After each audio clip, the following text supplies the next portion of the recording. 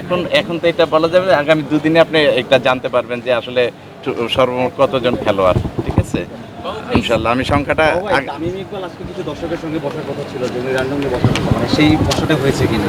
আমি আমি এখনো শিওর না, আমার মনে হয় এখনো হয়নি, আমার ধারণা এখনো হয়নি, হইলেও আমি জানতাম।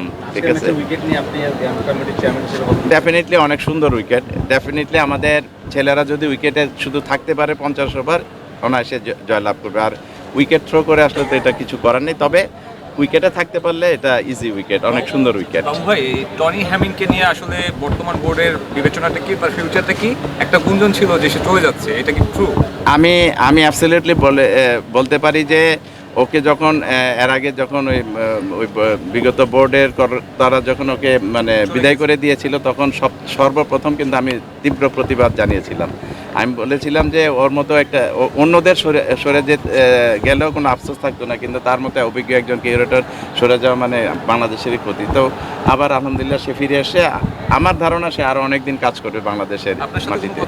আমার সাথে হয়েছে, গত পরশুদিন হয়েছে, অনেকক্ষণ মিটিং হয়েছে, তার সাথে কথা হয়েছে।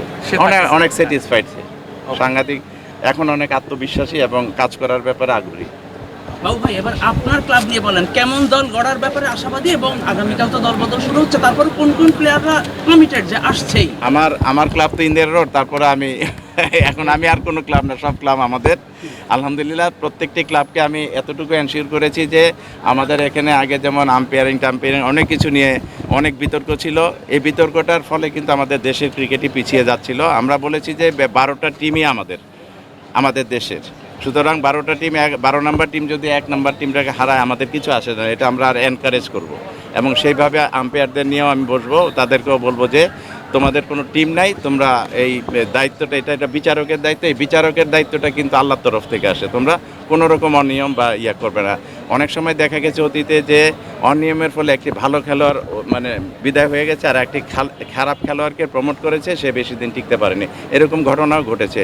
তো আমরা যদি দেশের ক্রিকেটের ভালো চাই, দেশের ভালো চাই, তাহলে আমাদের এগুলি থেকে সরে আসতে হবে, এবং আমরা সেটা এনশিওর করবো ইনশাল্লাহ। অনেক আকাঙ্ক্ষিত একটি লিগ, আমাদের প্রিমিয়ার ডিভিশন ক্রিকেট লিগ, আগামীকাল 18 এবং 19 তারিখ দলবদল, এবং আলহামদুলিল্লাহ এখানে 12টি দলই দলবদলে অংশগ্রহণ করছে, এবং সবাই আমাদের দল। এখানে আমরা এটা এনশিওর করেছি যে এখানে আমাদের আম্পায়ারিং থেকে শুরু করে আমাদের মাঠের কন্ডিশন থেকে শুরু করে সব কিছু আমাদের মানে এ গ্রেডের করা হবে। অর্থাৎ আমি বলবো যে আমাদের ইন্টারন্যাশনাল বা আন্তর্জাতিক ম্যাচগুলিতে যে ধরনের ফ্যাসিলিটিস এনশিওর করা হয় সেটা এনশিওর করার জন্য আমি বলেছি। ইনশাল্লাহ সময় কম হলেও তারা আমাদের গ্রাউন্ডস কর্মীরা আপ্রাণ চেষ্টা করবে এগুলি ফ্যাসিলিটিসগুলি এনশিওর করা, এবং আগামী 2 দিন দল বদলের পরে ইনশাল্লাহ আগামী 4 তারিখ, মের 4 তারিখ থেকে লিগ শুরু হবে বলে, যদি কোনো প্রাকৃতিক দুর্যোগ না থাকে 4 তারিখ থেকে লিগ শুরু হবে ইনশাল্লাহ।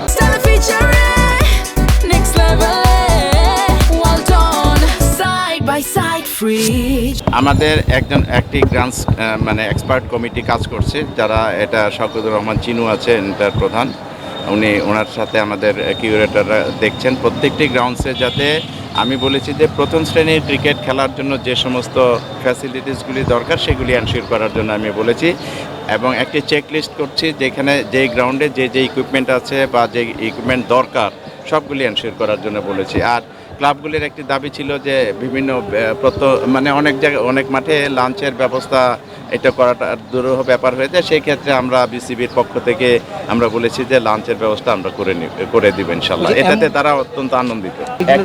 একদিন করে আমরা রিজার্ভ ডে রাখার ব্যবস্থা করেছি। আর আরেকটি জিনিস, বৃষ্টির উপরে কারো হাত নেই, এটা প্রাকৃতিক বিষয়।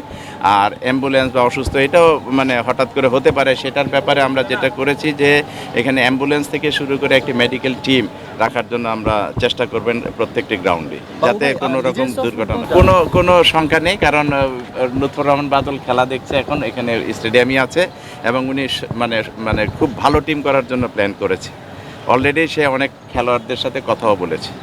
এই উইকেটটা যাতে সুন্দর উইকেট হয়, আমাদের স্পোর্টিং উইকেট হয়, সেটার দিকে আমরা বিশেষ নজর রাখছি। আপনারা জানেন বৃষ্টির কারণে অনেক ব্যাঘাত ঘটবে, তারপরে ইনশাল্লাহ আমরা চেষ্টা করব, কারণ আমাদের গ্রাউন্ডসে কিন্তু অনেক এক্সপার্ট আছে যারা অনেক আগে থেকে কাজ করছে, 2000 সাল বা তারও আগের থেকে কাজ করছে। 2001-এর পরে আমি অনেকে কিউরেটর হিসেবে নিয়োগ দিয়েছিলাম, তারাও আছে, তারা অনেক অভিজ্ঞ হয়ে গেছে। আলহামদুলিল্লাহ আমরা চেষ্টা করব, আমাদের বাংলাদেশের ক্রিকেটটা তো আর এখন ওই আগের মতো নেই, আমরা চেষ্টা করে আপ্রাণ চেষ্টা করব যাতে ভালো উইকেটে খেলা হয়।